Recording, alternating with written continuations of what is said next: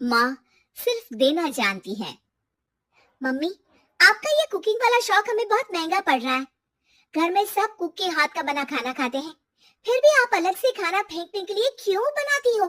पता भी है कि इस तरह कितना पैसा खर्च होता है। अरे पर बहू, मैं तो सब रोहित के पसंद का खाना बनाती हूँ। मम्मी, वो सब मुझे बचपन में पसंद था। अब इतना तेल खिलाकर बीमार करोगी क्या? वैसे भी मैं पूरा समय कभी क्लाइंट तो कभी बॉस के साथ मीटिंग में रहता हूँ, इसलिए आप अपनी बर्बादी को मेरा नाम तो मत ही दीजिएगा। ये है पिंकी की सास निर्मला, जिन्हें सबको अपने हाथ का खाना खिलाना बहुत अच्छा लगता है, लेकिन राहुल और पिंकी को ये पसंद नहीं है। इसी के चलते वो निर्मला को खाना बनाने के लिए 10 बातें सुनाकर वहां से चले जाते हैं। मेरे मन में तो सिर्फ अपने बच्चों के लिए प्यार है, पर शायद अब उन्हें मेरी जरूरत नहीं है।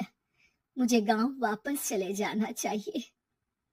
जहां एक तरफ निर्मला दोबारा गांव जाने के बारे में सोच रही होती है, वहीं उसका पोता परम अपनी दादी के शौक को प्रोफेशन में बदलने का आइडिया सोच रहा होता है। अगली सुबह निर्मला गांव वापस जाने के लिए कपड़े पैक कर ही रही होती है कि परम फोन लेकर दादी के पास पहुंचता है। दादी, आप कहीं नहीं जाओगी? अरे नहीं बेटा, मेरा गांव चले जाना ही ठीक रहेगा। इससे तुम्हारे मम्मी पापा की सारी दिक्कतें भी खत्म हो जाएगी। दादी, वो तो ना आपके आने से पहले कम थी और ना ही आपके जाने से खत्म होगी।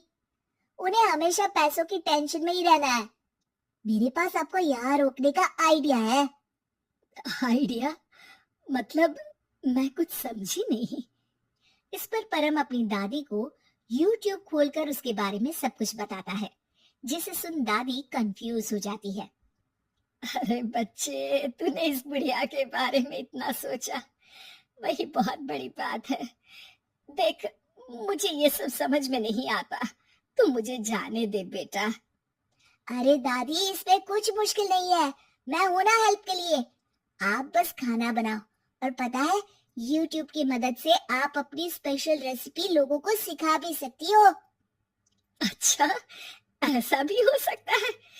मतलब बस घर बैठे मैं दूसरे लोगों को सिखा दूंगी?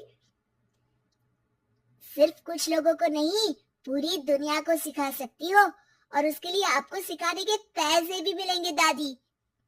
इस पर बहुत देर तक दादी को YouTube के बारे में समझाकर आखिर में परम उन्हें कन्विंस कर ही लेता है, जिसके बाद वो गांव जाने का प्लान कैंसिल कर YouTube चैनल शुरू कर देती है। हमने ये शुरू तो कर दिया, पर इससे कहीं रोहित और पिंकी को दिक्कत ना हो बेटा। दादी, वो आपके बारे में नहीं सोचते तो आप क्यों उनके बारे में इतना सोच रही हो? इसके बाद दादी पोता मिलकर खाने के वीडियो और साथ ही उनके ट्यूटोरियल की वीडियो बनाकर उन्हें YouTube चैनल पर अपलोड करने लगते हैं। सब खुशी से चल रहा होता है कि कुछ हफ्तों में ही पिंकी को इसकी खबर हो जाती है। हमारी पीठ पीछे घर में ये सब क्या चल रहा है? अरे मम्मी, आपको तो अपना टाइम पास करना है, पर उसमें मेरे बेटे का फ्यूचर क्यों खराब कर रही हो? पढ़ाई के टाइम आपके साथ किचन में लगा रहेगा तो फेल ही हो जाएगा ना। वैसे इस YouTube वाले के शौक के लिए आप जो फैंसी डिशेस बना रही हो, उसके पैसे कहाँ से आ रहे हैं? मम्मी, आपको हमेशा पैसों की चिंता ही क्यों लगी रहती है? और रही बात मेरी पढ़ाई की, तो आपसे ज्यादा दादी को उसकी चिंता है, इसीलिए मेरी पढ़ाई के बाद ही वो ये काम करती है। परम, अपनी मम्मी से बात करने का ये कौन सा तरीका है? और मम्मी ने पैसों के बारे में कुछ गलत तो नहीं पूछा? जब घर में हम दोनों कमाते हैं तो ये पूछने का अधिकार तो है कि पैसे कहाँ इस्तेमाल हो रहा है। मम्मी का ये जानना जरूरी बनता है। पापा, आप अपनी मम्मी से कैसे बात करते हो, ये तो मैं देख ही रहा हूँ। तो आपके मुंह से ये बातें तो अच्छी नहीं लगती। और रही बात पैसों की, तो आप दोनों हर समय मुझसे दूर रहने की कंपेंसेशन में जो पॉकेट मनी देते हो ना, हम उसी से ये सब कर रहे हैं। इस पर परम अपनी दादी को लेकर वहां से चला जाता है, जिसके बाद पिंकी और रोहित YouTube चैनल बंद करवाने की बहुत कोशिश करते हैं, लेकिन परम ऐसा होने नहीं देता। इसी तरह महीने बीत जाते हैं। पर चैनल का कुछ खास ग्रोथ ना देखकर निर्मला निराश हो जाती है। हम इतनी मेहनत करते हैं, फिर भी आज तक मैं तेरा 1 रुपया भी वापस नहीं कर पाई। अब तो रोहित ने तुझे पैसे देने भी बंद कर दिए और तेरी सारी सेविंग्स भी खत्म होने को आई है। बेटा, मुझे लगता है कि हमें ये सब बंद कर देना चाहिए। दादी, YouTube चलने में मेहनत के साथ ढेर सारा सब्र भी लगता है। देखना, कुछ महीनों में सब सिर्फ आपको ही देखेंगे और अगर फिर भी कुछ नहीं हुआ तो बंद कर देंगे। परम की बात से दादी मान जाती हैं और वो अपना काम जारी रखते हैं।